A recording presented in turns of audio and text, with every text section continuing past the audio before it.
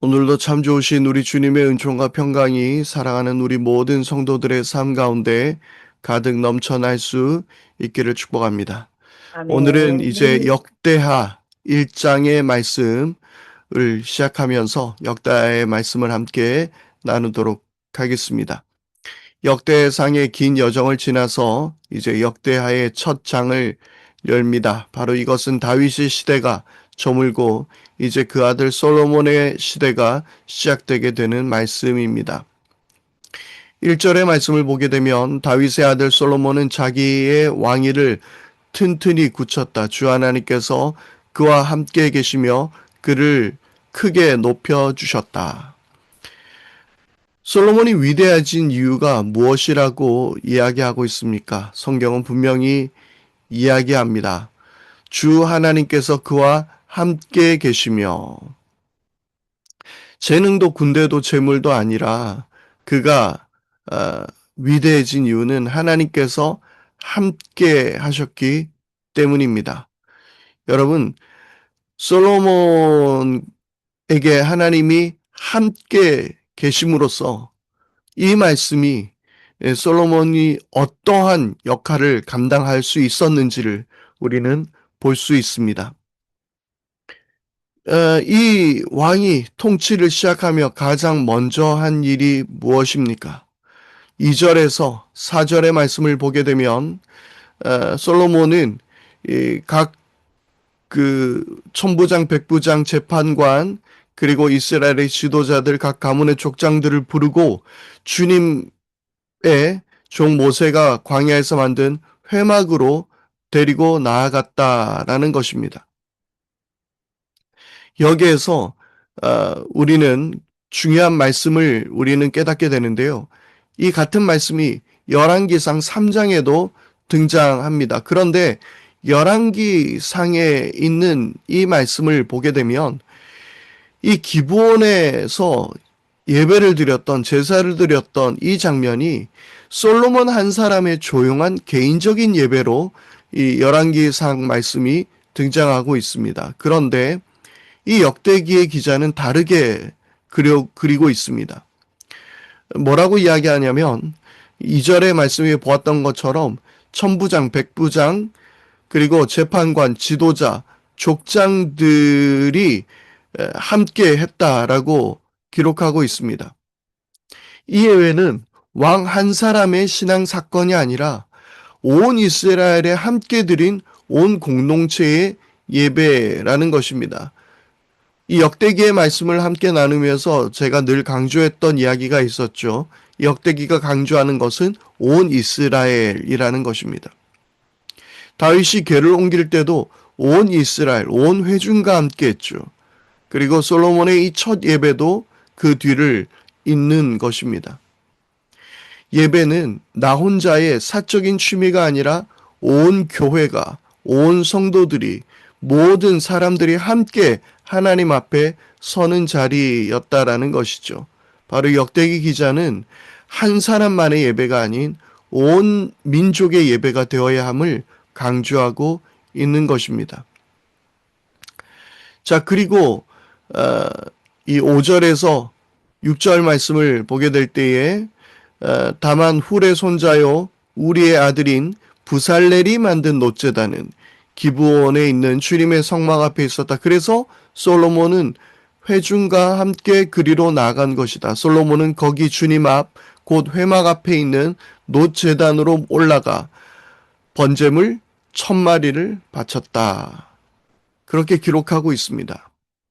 번제물 1000마리를 바친 1000번제의 장면이 등장하고 있는 것이죠. 그 솔로몬은 그가 왕좌에 앉기 전에 먼저 그는 제단 앞에 무릎을 꿇었던 것입니다. 그의 통치는 정치가 아니라 예배로 시작되어서 모든 성도들이 주님 앞으로 나아갔다라고 기록하고 있습니다. 그리고 5절에 등장하는 한 사람이 있죠. 부살렐입니다. 이 부살렐이 누구입니까? 바로 광야에서 성막을 지을 때 하나님께서 그에게 성령으로 충만하게 하셔서 그 놀라운 기술로서 성막의 모든 기구들을 만들었던 그 사람입니다. 이 부살레를 왜 등장시켰을까요? 뭐 여러 가지 또 다른 이유들도 있을 수 있겠지만 이 성막을 지은 부살렐의 지혜와 그리고 이제 성전을 지을 솔로몬의 지혜를 바로 함께 이야기하고 있기 때문이었습니다. 이 연결점을 기억해 두십시오. 부살렐이 등장했던 이 장면과 그리고 솔로몬이 곧 이제 있을 장면을 기억해 주십시오. 자, 이어지는 솔로몬의 기도가 이렇게 이어지고 있습니다. 하나님께서 그에게 나타나셔서 내가 너에게 무엇을 해주기를 바라느냐라고 물으실 때 그는 이렇게 대답했습니다. 10절 말씀입니다. 이제 지혜와 지식을 나에게 주셔서 이 백성을 인도하게 하여 주십시오. 이렇게 많은 주님의 백성을 누가 다스릴 수 있겠습니까? 솔로몬은 재물도 명예도 원수 갚는 일도 장수도 구하지 않았습니다. 이 백성을 인도할 지혜와 지식을 구했습니다. 누가 다스릴 수 있겠습니까? 이것은 그의 겸손이기도 했습니다. 그리고 하나님의 백성을 향한 마음이었습니다. 주님의 백성을 누가 다스릴 수 있겠습니까? 라고 이야기한 것이죠. 내 백성이 아닌 주님의 백성이라고 이야기하고 있습니다.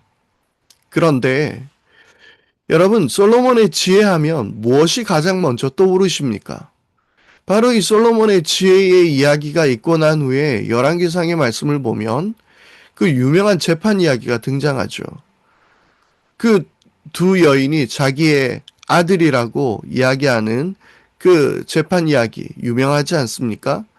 그런데 역대기에서는 그 말씀이 등장하지 않습니다. 그 이야기를 통째로 생략하고 있습니다. 왜일까요? 역대기에서 솔로몬의 지혜가 가장 빛나는 자리는 그런 법정이 아니기 때문입니다. 그의 지혜가 가장 크게 드러날 곳은 앞으로 6장에 걸쳐 이어질 성전을 짓고 꾸미고 봉헌하는 일입니다. 자, 이것이 바로 부살렐과 솔로몬이 연결되는 지점입니다. 솔로몬이 구한 지혜는 똑똑한 처세가 아니라 하나님의 집을 짓기 위한 지혜, 예배를 세우기 위한 지혜라는 것을 보여주게 되는 것입니다.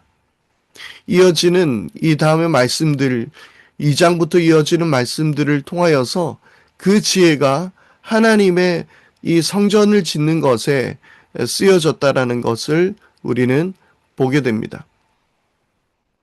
하나님께서 응답하시죠. 11절, 12절의 말씀은 바로 하나님께서 그에게 어떻게 응답하시는가에 대해서 기록하고 있습니다. 12절에는 이렇게 이야기합니다. 내가 지혜와 지식을 너에게 줄 뿐만 아니라 부와 재물과 영화도 주겠다. 이런 왕은 내 앞에도 없었고 내 뒤에도 다시 없을 것이다. 저는 이 말씀을 읽을 때마다 금도끼, 은도끼가 생각납니다. 이 도끼가 네 것이냐? 이 나중에 금도끼, 은도끼 다 받게 되죠. 그런데 그것이 아니라 하나님은 구한 것을 주시고 구하지 않은 것까지 더해 주셨습니다. 실제로 이 약속대로 은과 금이 예루살렘의 돌처럼 흔했다라고 기록하고 있습니다. 우리 기도하는 것보다 더 크게 응답하시는 바로 하나님을 이 말씀을 통해서 우리가 보게 되는 것이죠. 솔로몬에 나타나 물으셨던 이 하나님이 나 같은 사람에게도 동일하게 말씀하십니다. 구하라 그러면 너에게 주실 것이다. 찾으라 찾아낼 것이다. 문을 두드리라 그러면 열릴 것이라고 말씀하셨습니다. 그리고 또 뿐만 아니라 너희는 먼저 그의 나라와 그의 의를 구하라. 그리하면 이 모든 것을 너에게 더하시겠다라고 주님은 우리에게 말씀해 주셨습니다. 여러분, 오늘 하나님께서 우리 가운데서 원하는 삶은 어떠한 삶일까요? 우리 해브닝 공동체를 향한 그 하나님의 뜻은 무엇일까요? 역대기 기자가 온 이스라엘을 모아 예배했던 것처럼 우리 모든 공동체가 주님 앞에 한 마음으로 나아가 예배할 수 있기를 바랍니다. 또 뿐만 아니라 하나님께서 우리에게 무엇을 구하겠느냐라고 말씀하실 때 그의 나라와 그의 의를 구할 수 있는 또한 우리 모두가 될 수 있기를 바랍니다. 하나님 앞에 그러한 나라를 살아갈 수 있는 또한 지혜를 우리가 구할 수 있어야 될 줄 믿습니다. 여러분, 오늘 그렇게 하나님의 뜻을 우리 삶 속에 드러내고 또한 하나님의 뜻에 따라 살아가는 우리 모두가 다 될 수 있기를 바라며 하나님께서 우리 모두에게 지혜를 더하여 주시기를 바랍니다. 함께 기도하겠습니다. 하나님 아버지, 우리 모두에게 주님의 지혜를 더하여 주십시오. 하나님의 나라를 살아갈 수 있는 지혜를 주시옵소서. 우리의 뜻과 우리의 욕망이 이루어지는 날들이 아니라 주님의 뜻이 이루어지는 하나님 그러한 우리들의 삶이 되게 하여 주옵소서. 우리 주 예수 그리스도 이름으로 기도드립니다. 아멘. 오늘도 하나님의 귀한 역사가 우리 삶 가운데 충만하게 일어나는 세워지는 우리들의 모든 삶이 다 될 수 있기를 바랍니다. 감사합니다.